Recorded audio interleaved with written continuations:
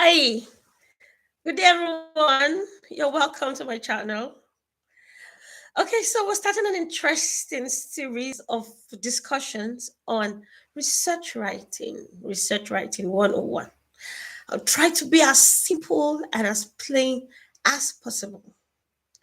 Okay, so research writing, thesis, dissertation, projects, whatever name is called in your university or research institute. They basically most times come towards the tail end of your program or your project, or I mean your study, or whatever it is you're engaged in research and all of that. And sometimes it could just be a random researcher just trying to do a research and all of that. So today's right now we'll be talking this particular segment. We're talking about how to choose a topic. It's one of those pretty much very confusing aspects of writing. That's the first part. When you want to know what topic, what title to pick on, and then how to go about your research. As we go on this journey, that is a mistake that students make or researchers make of a topic. And some of the things, some of the mistakes made is going on the internet to just begin to search freely, widely for just any topic that sounds very fanciful, very nice, and very attractive. Or sometimes you want to conjure words that could sound pretty complicated so that it looks like a very important piece of information you're trying to do, so sometimes people make the mistake of putting words together that sound very ambiguous, very complicated, very hard to understand. You want to make it sound very academic and very, to make it look like it's a very serious thing you're trying to do. No, that's a mistake sometimes because you could get derailed from what you could have wanted to do. Then you will lose your audience, those who are supposed to follow through with your work to read and understand it. Sometimes people get lost. They don't know what you're talking about or where you're actually headed. And if people are lost from your title, I think you've lost the rest of your information, as it were. Okay, so you want to be careful with your choice of words, the words you're going to put together. It's not about sounding as complicated and as complex as possible, but simple is always also a very good thing. Simple your variables, and then okay, you can flow through with it very easily. You can relate with it and then get interpretation also when the work itself commences. All right, so your title is very important. You need to pick as simple as possible. Now when you're going to pick something as simple as possible, what do you need to bear in mind? One, it has to be your area of interest. You just have to love it. The area you're going to be picking from, you're going to be studying from, has to be an area of core interest. You know why? If you're not interested in that particular area of study, topic of study, line of study, chances are very high that you will lose your train of thought at a point, or you will lose interest. It will begin to get boring for you. If you get your first stumbling blocks, your first challenges on your journey in the research, you could very easily just lose interest or put it aside and all of that. But if it is an area that you are interested in, that is like it stimulates you, you're eager to know more about this, to find out why, to understand it, to research on it. It's a area of interest, sure. It's also a self-motivating factor to help you to go through to the end. All right, so it has to be simple, and then it has to be an area of interest. You have to love that area. Okay, now the other part also is the second, okay, that should be that should be my second point. So the third point is you want to get a topic. You can also go through your courses, probably in your final year or your third year going into the final year. So you want to go through 100 level, 200 level, 300. as it is called here.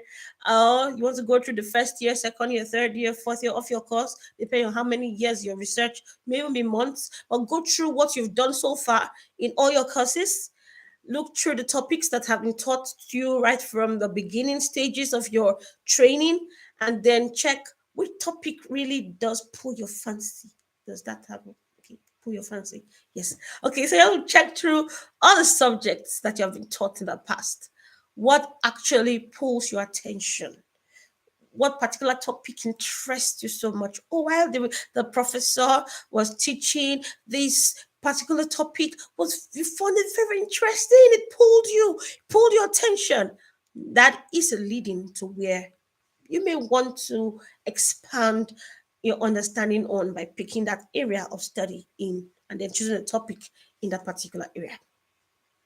So factors you must also understand also, which is the next point, is you want to know your area of study, the particular subject you want to study, the timeline in which um it's existed, or if it's a phenomenon that began at a particular time, has ended, or is still on an historic thing, or it happened in a particular location, it happened in a particular administration, government, it happened in a particular, you want to also understand where that issue took place at.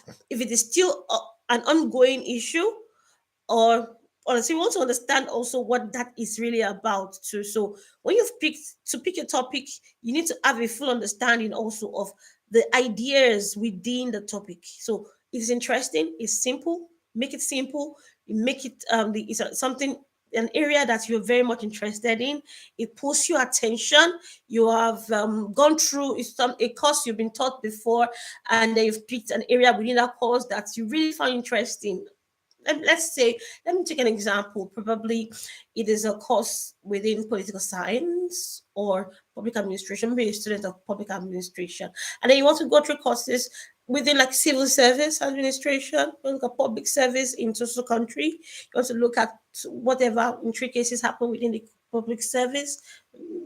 Maybe on top of, you want to look at that you've been taught. You want to talk bureaucracy, recipism, nepotism, things like that within the civil service, as an example. So probably you were taught this particular course and you want to go to the inner part of it to know what part this particular area really did interest me during the course of studies. I want to talk more about it, read more about it, write about it, find out more about it, and do a research on it.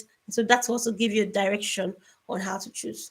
Sometimes we fall into the mistake also of having our supervisors, project supervisors, choose topic for us. Some even come and say, please, can you choose a topic for me? Give me a topic.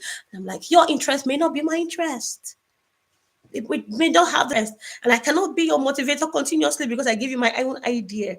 So you give me your idea. Tell me what area of interest, core interest and core competence. If I give you mine, chances are that you will get stuck at a point and I would have to be your driver all the way because it was my own idea. And then at a point you come and say, it was actually your idea, so you that told me to do it. No, I didn't tell you to do it. You choose your own topic. So to choose your topic, I would say do not really rely on your supervisor giving you a topic, except you are very sure that those are also your areas of interest. Okay, then that would work very well with the both of you or many of you. How within that should be a guide, but not shouldn't be the one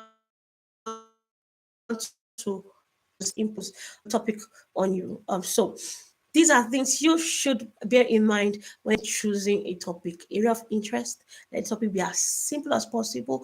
Do not make an elaborate, unending topic that seems not to have an end. Don't make it a bit too ambiguous and don't make it seem very endless. You cannot study, for instance, um, a topic like globalization in Africa, globalization in Africa. So what? What's that? It's like it's going to be like an onion. Open the first skin, opens and that skin, and that layer, and that layer, and that layer. Let it be as specific as possible. Specific, hitting a particular issue And then from that it can be elaborated. But when it is ambiguous and big, you're going to enter into a never ending cycle of research that will not end. All right. So these are my simple tips on how to choose a project topic. Next time we'll be talking about independent and dependent variables, how to construct all of that within your title. Thank you.